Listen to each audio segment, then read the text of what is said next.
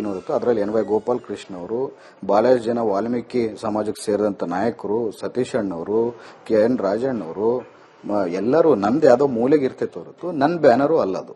ಬೇರೆ ಕಾರ್ಯಕರ್ತರು ಅವ್ರು ಪ್ರಿಂಟ್ ಮಾಡಿಸ್ಕೊಂಡು ಮಾಡಿರೋಂಥ ಬ್ಯಾನರು. ನೋಡಿ, ಇನ್ನೊಂದು ಬ್ಯಾನರ್ ಹಾಕಿ ಅವ್ರನ್ನ ಉರ್ಸೋ ಅವಶ್ಯಕತೆ ಯಾರಿಗಿಲ್ಲ. ಅವ್ರ ಕುಟುಂಬದವ್ರು ನನಗೆ ಫೋನ್ ಮಾಡಿ ಎಲ್ಲರೂ ಕರ್ನಾಟಕ ರೆಡ್ಡಿ ಅನ್ನೋರು ಏನ್ ಕೆಲಸ ಇದ್ರು ಕೂಡ ಸತೀಶ್ ರೆಡ್ಡಿಗೆ ಫೋನ್ ಮಾಡ್ತಾರೆ. ಬೇರೆ ಅವ್ರ ಕುಟುಂಬದವ್ರು ಏನ್ ಕೆಲಸ ಇದ್ರು ಅವ್ರ ಕ್ಲೋಸ್ ಅಸೋಸಿಯೇಟ್ಸ್ ಇದ್ದವ್ರು ಕೂಡ ನನಗೆ ಫೋನ್ ಮಾಡಿ ಬರುತ್ತೆ ಈ ತರ ಕೆಲಸ ಇದೆ ಅಂತ ಹೇಳ್ತಾರೆ. ಅವ್ರ ಮೂಲಕನೇ ನನಗೆ ಯಾರನ್ನ ಅವ್ರ PA ಮೂಲಕ ಕೂಡ ಫೋನ್ ಮಾಡಿಸಿದ್ರೆ ತೆಗೆಸಿದ್ದೆ. ನಾನು ಬ್ಯಾನರ್ ಮೂಲಕನೇ ನೋಡಿ, ಅವ್ರ ಮನೆ ಮುಂದೆ ಬ್ಯಾನರ್ ಹಾಕಿದ್ರೇನೆ ನಾನು ಪಬ್ಲಿಸಿಟಿ ಆಗ್ತೀನಿ ಅಂತ ಯಾವತ್ತು ನನಗಿಲ್ಲ. ನಾನು ಒಳ್ಳೆ ರೆಸ್ಪೆಕ್ಟೆಡ್ ಫ್ಯಾಮಿಲಿಯಿಂದ ಬಂದಂತವನು, ನಾನು ಓದ್ಕೊಂಡು ಬಂದಂತವನು.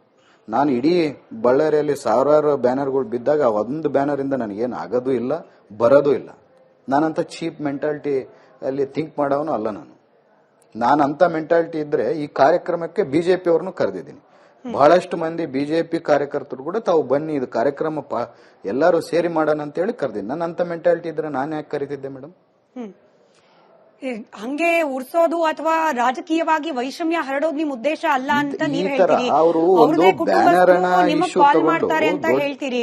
ಆದ್ರೆ ನಮಗೆ ಆ ಕಡೆಯಿಂದ ಬರ್ತಿರೋ ಪ್ರತಿಕ್ರಿಯೆಗಳು ಹೇಗಿದೆ ಅಂತಂದ್ರೆ, ಭರತ್ ರೆಡ್ಡಿ ಅವರೇ, ಈ ದುಶ್ಮನಿ ಅನ್ನೋದೇನಿದೆ ರಾಜಕೀಯ, ಇದು ನಾರಾ ಭರತ್ ರೆಡ್ಡಿ, ಜನಾರ್ದನ್ ರೆಡ್ಡಿ ಅವ್ರ ಕಾಲದ್ದಲ್ಲ, ನಿಮ್ ತಂದೆಯವ್ರ ಕಾಲ. ನನ್ ಕ್ಷಮೆ ಇರ್ಲಿ, ಅವರು ವಯಸ್ಸಿನಲ್ಲಿ ದೊಡ್ಡವರು, ಹಿರಿಯರು, ರಾಜಕೀಯದಲ್ಲಿ ನಾನು ಚಿಕ್ಕೋಳಿರ್ಬಹುದು, ಬಟ್ ಅವ್ರು ಮಾತನಾಡಿದಾರೆ. ಹಾಗಾಗಿ ಪ್ರಶ್ನೆ ಕೇಳ್ತಿದ್ದೀನಿ, ಸೂರ್ಯನಾರಾಯಣ ರೆಡ್ಡಿ ಅವರೇ ಕ್ರಿಮಿನಲ್ಲು, ಅವ್ರ ಇಡೀ ಕುಟುಂಬ ಕ್ರಿಮಿನಲ್ಸು, ಹಾಗಾಗಿ ಭರತ್ ರೆಡ್ಡಿ ಅವರಿಂದ ಕೂಡ ಇದನ್ ಬಿಟ್ಟು ಬೇರೆ ಏನ್ ನಿರೀಕ್ಷೆ ಮಾಡಬಹುದು? ಜನಾರ್ದನ್ ರೆಡ್ಡಿ ಅವ್ರ ಹೇಳಿಕೆ ಸರ್ ಇದು. ನನ್ನ ಕುಟುಂಬದ ಹಿನ್ನೆಲೆ ಬಗ್ಗೆ ಇಡೀ ಕರ್ನಾಟಕದಲ್ಲಿ ತಿಳ್ಕೊಳ್ಳಿ ಹೇಳ್ತಾರೆ. ನಮ್ಮ ತಂದೆಯವರು ಈ ಸೌತ್ ಇಂಡಿಯಾಗೆ ನಂಬರ್ 1 ಗ್ರಾನೈಟ್ ಎಕ್ಸ್ಪೋರ್ಟರ್. ಇವಾಗಿಂದಲ್ಲ, 40 ವರ್ಷದಿಂದ, 40-45 ವರ್ಷದಿಂದ ನಮ್ಮ ಕಂಪ್ನಿ ಸ್ಥಾಪನೆ ಆಗಿ 45 ವರ್ಷ. ಸೌತ್ ಇಂಡಿಯಾಗೆ ಇದು ಗ್ರಾನೈಟ್ ಎಕ್ಸ್ಪೋರ್ಟರ್ ಅಲ್ಲಿ ನಮ್ಮ ತಂದೆಯವರು ನಂಬರ್ 1. ಯಾರನ್ನು ಕರ್ನಾಟಕದಿಂದ, ಸೌತ್ ಇಂಡಿಯಾದಿಂದ ಆಫ್ರಿಕಾಗೆ ಬೇರೆ ಬೇರೆ ದೇಶಗಳಿಗೆ ಹೋಗಿ ಗ್ರಾನೈಟ್ ಬೇರೆ ಮೈನಿಂಗ್ ಮಾಡ್ತಾರಂತಂದ್ರೆ ನಾವಿದೀವಿ ಹೊರತು ಅದು ಜಂಬಕ್ಕೆ ಹೇಳ್ತಾ ಇಲ್ಲ. ನಮ್ಮ ಕಡೆಯಿಂದ ಏನು ಕೊಡುಗೆ ಇದೆ ಅಂತ ಹೇಳ್ತೀವಿ. ನಾವು ಪ್ರತಿ ವರ್ಷ ಬೆಸ್ಟ್ ಮೈನಿಂಗ್ ಅವಾರ್ಡ್ ತಗೊಳೋರು, ಬೆಸ್ಟ್ ಎಕ್ಸ್ಪೋರ್ಟ್ ಅವಾರ್ಡ್ ತಗೊಳೋರು. ನಾವು ಟ್ಯಾಕ್ಸ್ ಕಟ್ಟಿ, ಕೋಟ್ಯಾಂತರ ರೂಪಾಯಿ ಟ್ಯಾಕ್ಸ್ ಕಟ್ಟಿ ಸರ್ಕಾರಕ್ಕೆ ನಾವು ಡಿಕ್ಲೇರ್ ಮಾಡೋಂಥವ್ರು. ನಮ್ಮ ತಂದೆಯವರು ಅವ್ರ ಇತಿಹಾಸದಲ್ಲಿ 1500 ಗುಡಿಗಳನ್ನ ಕಟ್ಟಿಸಿದ್ದಾರೆ. ತಾವು ಯಾವ್ದನ್ನ ಮಂತ್ರಾಲಯಕ್ಕೆ ಹೋಗ್ಬೋದು, ಬೇರೆ ಬೇರೆ ಮಂದಿರಗಳಿಗೆ ಹೋಗ್ಬೋದು, 1500 ಗುಡಿಗಳು. ನಮ್ಮ ತಂದೆನ ಈ ಕುರುಗೋಡು ಭಾಗದಲ್ಲಿ, ಬಳ್ಳಾರಿ ಭಾಗದಲ್ಲಿ, ಕೊಪ್ಪಳ ಭಾಗದಲ್ಲಿ ತಾವೆಲ್ಲಿ ಹೋಗಿ ಕೇಳಿದ್ರು ಕೂಡ ಕೊಡುಗೈ ದಾನಿ ಸೂರ್ಯನಾರಾಯಣ ರೆಡ್ಡಿ ಅಂತವ್ರು ಇರುತ್ತೋ ಯಾರು ಕ್ರಿಮಿನಲ್ ಅಂತಲ್ಲ ಹೇಳಲ್ಲ. ನಮ್ಮ ತಂದೆಯವರು ಯಾವತ್ತು ಕೂಡ ಸ್ವಂತ ದುಡ್ಡಿಂದ, ಶಾಸಕರಿದ್ದಾಗ ಸ್ವಂತ ದುಡ್ಡಿಂದ ಕುರುಗೋಡಲ್ಲಿ ಕೆರೆಗಳು ಮಾಡಿಕೊಟ್ಟಿದ್ದಾರೆ. ಇವತ್ತು ನಾವು ಕುರುಗೋಡು, ಬಾದ್ನೆಟ್ಟಿ ಅಲ್ಲೆಲ್ಲ ಹೋದ್ರೆ ನಮ್ಮ ತಂದೆಯವರು ಯಾವ ರೀತಿಯಲ್ಲಿ ಅವ್ರಿಗೆಲ್ಲ ಕೆರೆಗಳು ಮಾಡಿಕೊಟ್ಟಿದ್ದಾರೆ ಅಂತ ನೋಡ್ತಾರೆ. ನಾವು ಪ್ರತಿ ವರ್ಷಕ್ಕೆ ನಮ್ಮ ತಂದೆಯವರು ಎಷ್ಟು ಕೋಟಿ ಜನಕ್ಕೆ ದಾನ ಮಾಡ್ತಾರೆ, ಎಷ್ಟು ಕೋಟಿ ಜನಕ್ಕೆ ಒಳ್ಳೇದಾಗ್ಬೇಕಂತೇಳಿ ಖರ್ಚು ಮಾಡ್ತಾರೆ. ಯಾಕಂದ್ರೆ ನಮ್ಮ ತಂದೆಯವರು, ನಮ್ಮ ತಾತನವರು ಒಂದು ಮಾತು ನಮ್ಗೆ ಹೇಳ್ಕೊಡ್ತಿದ್ರು, ನೋಡಪ್ಪ, ನಾವು ದುಡ್ದಂತ ದುಡ್ಡು ನಾವು ಸಾಮಾನ್ಯ ಮನೆತನದಿಂದ ಬಂದವರಿಗೆ ದೇವರು ಇಷ್ಟೆಲ್ಲ ಆಶೀರ್ವಾದ ಮಾಡಿದ್ದಾನೆ. ಇವತ್ತು ಇಷ್ಟು ದೇಶಗಳಲ್ಲಿ, ಬೇರೆ ಬೇರೆ ದೇಶಗಳಲ್ಲಿ ಇಷ್ಟು ವ್ಯವಸ್ಥಿತವಾಗಿ ನಾವು ಬಿಸ್ನೆಸ್ ಅನ್ನು ಮಾಡ್ಕೊಂತಿದ್ವಿ. ಈ ಆಶೀರ್ವಾದ ದೇವರು ಮಾಡಿದಾನೆ, ದೇವರು ಕೊಟ್ಟಂತ ದುಡ್ಡಲ್ಲಿ 4 ಜನಕ್ಕೆ ಸೇವೆ ಮಾಡ್ಬೇಕಂತೇಳಿ ನಮಗೂ ಹೇಳ್ಕೊಟ್ಟಿದ್ದಾರೆ. ಅದೇ ರೀತಿಯಲ್ಲಿ ಹೋಗ್ತಿದ್ವಿ. ಒಂದು ಇವರೇನು ಮಾಜಿ ಇದು ನಮ್ಮ ಶಾಸಕರು ಜನಾರ್ದನ್ ರೆಡ್ಡಿ ಅವರು, ಅವ್ರ ಹೆಸರೇನು ಜನಾರ್ದನ್ ರೆಡ್ಡಿ ಅವರು ಬಾಯಲ್ಲಿ ಬಿಟ್ಟು ನಮ್ಮ ತಂದೆಯವರು ಕ್ರಿಮಿನಲ್ ಅಂತ ಯಾರ ಬಾಯಲ್ಲಿ ಬರಲಿಲ್ಲ. ಹಾಗಾದ್ರೆ ಇಷ್ಟು ದ್ವೇಷ ಯಾಕೆ? ಜನಾರ್ದನ್ ರೆಡ್ಡಿ ಅವರು, ಶ್ರೀರಾಮುಲು ಅವರು ಇಬ್ರು ಸೇರಿ ನಿಮ್ಮನ್ನ, ನಿಮ್ಮ ತಂದೆಯವರನ್ನ ವಾಚಾಮಗೋಚರವಾಗಿ ಬೈತಾ ಇರೋದು, ಬಳ್ಳಾರಿಯಲ್ಲಿ ರೌಡಿಸಂಗೆ ಹಾಗೆ ಕ್ರಿಮಿನಲ್ ಆಕ್ಟಿವಿಟಿಗೆ ನೇರವಾಗಿ ಕಾರಣ ತಾವು, ಹಾಗೆ ತಮ್ಮ ತಂದೆ, ಹಿಂಗೆ ಯಾಕೆ ಹೇಳ್ತಿದ್ದಾರೆ? ನೋಡಿ ಮೇಡಮ್, ನನಗೆ ನಮ್ಮ ತಂದೆ ಕಲ್ಚರ್ ಕಳಿಸಿದ್ದಾರೆ. ಇದರಲ್ಲೇ ನಿಮಗೆ ಗೊತ್ತಾಗುತ್ತೆ. ನಾನ್ ಬೈಬೇಕಂದ್ರೆ ಅವರು ಶಾಸಕರವರ ಫ್ಯಾಮಿಲಿದಲ್ಲಿ ಅವ್ರ ತಂದೆಯವ್ರ ಪಾಪ ತೀರ್ಕೊಂಡು ಹೋಗಿದ್ದಾರೆ. ಅವ್ರ ಬಗ್ಗೆ ಕೂಡ ಮಾತಾಡಕ್ ನಾವು ಅಲ್ಲಿವರೆಗೂ ಹೋಗಲ್ಲ. ಬೇರೆಯವ್ರ ತಂದೆಯವ್ರ ಬಗ್ಗೆ ನಾನು ಮಾತಾಡಕ್ ಹೋಗಲ್ಲ. ಯಾಕಂದ್ರೆ ನಮ್ಮ ಮನೆಯಲ್ಲಿ ಕೂಡ ಯಜಮಾನ್ರು ಇರ್ತಾರೆ, ಯಜಮಾನ್ರ ಬಗ್ಗೆ ಮಾತಾಡಬಾರ್ದು ಅಂತ ಹೇಳಿ ನಮ್ಗೆ ಸಂಸ್ಕೃತಿ ನಮ್ಮ ತಂದೆಯವ್ರು ನನಗೆ ಕಳ್ಸಿಕೊಟ್ಟಿದ್ದಾರೆ. ಆದ್ರೆ ಅವರು ಯಾವ ಸಂಸ್ಕೃತಿಯಿಂದ ಬಂದಿದ್ದಾರೆ ಅಂತೇಳಿ ನೀವೇ ಜಡ್ಜ್ ಮಾಡಬೇಕು. ಈಗ ನಮ್ಮ ತಂದೆಯವರು ಅಲ್ಲಿ ಇಲ್ಲೇ ಇಲ್ಲ. ನಮ್ಮ ತಂದೆನ ಕ್ರಿಮಿನಲ್ ಅಂತಾರೆ. ನಮ್ಮ ತಂದೆ ಎಷ್ಟು ದೊಡ್ಡ ಬಿಸ್ನೆಸ್ ಮ್ಯಾನು, ನಮ್ಮ ತಂದೆ ಎಷ್ಟು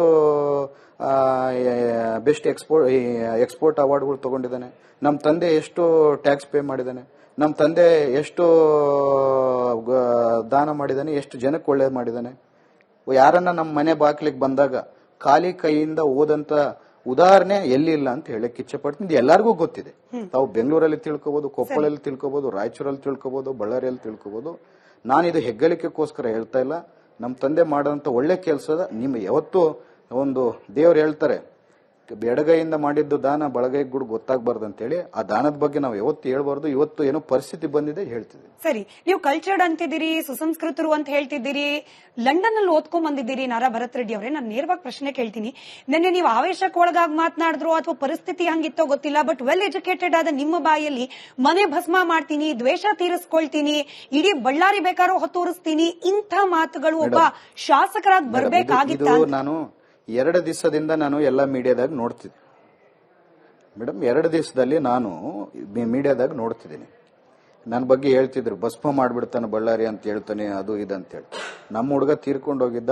ಮೊನ್ನೆ ಎಲ್ಲ ನಾವು ಇದೇ ಇದರಲ್ಲಿ ಇದ್ವಿ. ನಾನು ಯಾವ ಮೀಡಿಯಾ ಹತ್ರ ಕೂಡ ಮಾತಾಡಕ್ ಬರಲಿಲ್ಲ. ನಿನ್ನೆ ರಾತ್ರಿ ಎಲ್ಲ ನೋಡಿದಾಗ ನನಗೆ ಆ ಹೇಳಿದ ಕಂಟೆಸ್ಟ್ ಎಲ್ಲ ಕಟ್ ಮಾಡಿ ಬಳ್ಳಾರಿ ಭಸ್ಮ ಆಗುತ್ತೆ ಅನ್ನೋದೊಂದೇ ತೋರಿಸ್ತಿದ್ದಾರೆ ಮೀಡಿಯಾದಲ್ಲಿ, ಕೆಲವಷ್ಟು ಮಾಧ್ಯಮದಲ್ಲಿ. ಅದಕ್ಕಂದ್ರೆ ಅವ್ರಿಗೆ ಕೂಡ ಇನ್ಫಾರ್ಮೇಶನ್ ಇದೇನೋ ಇಲ್ಲ ಗೊತ್ತಿಲ್ಲ. ತಮ್ಮ ಮೂಲಕ ಬೇರೆ ಮಾಧ್ಯಮದವ್ರಿಗೂ ಹೇಳ್ತೀನಿ, ನಾನು ಹೇಳಿರೋಂಥ ಸ್ಟೇಟ್ಮೆಂಟ್ ಫುಲ್ ವಿಡಿಯೋ ನನ್ನ ಹತ್ರ ಇದೆ.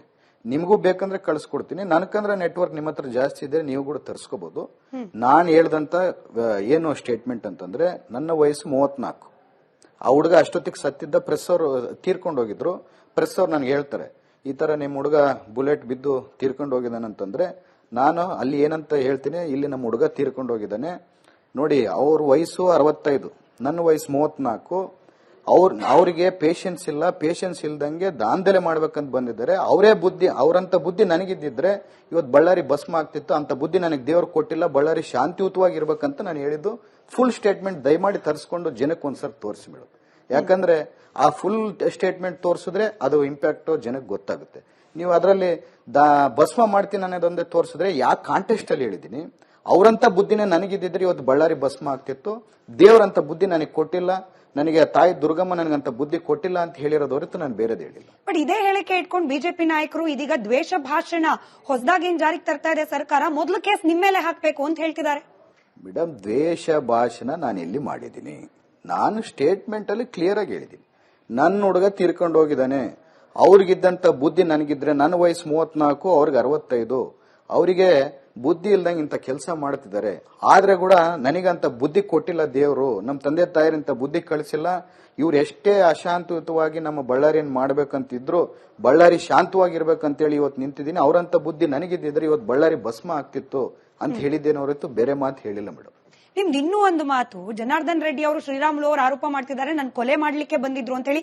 ಇದ್ರ ಬಗ್ಗೆನೂ ನಾನು ಪ್ರತಿಯೊಬ್ಬವಾಗಿ ಕೇಳ್ತೀನಿ. ಆದ್ರೆ ಅದಕ್ಕೆ ನಿಮ್ ರಿಯಾಕ್ಷನ್ ಇತ್ತಲ್ಲ ಭರತ್ ರೆಡ್ಡಿ ಅವರೇ, ಹಂಗೇನಾದ್ರೂ ಸಾಯಿಸಬೇಕು ಅಂತಂದ್ರೆ ಅವ್ರ ಮನೆ ಮುಂದೆನೆ ಬಂದು ಪ್ಲಾನ್ ಮಾಡಬೇಕು ಅಂತಿರ್ಲಿಲ್ಲ, ಸಾವಿರಾರು ದಾರಿ ಇತ್ತು ಅಂತ ಹೇಳಿ.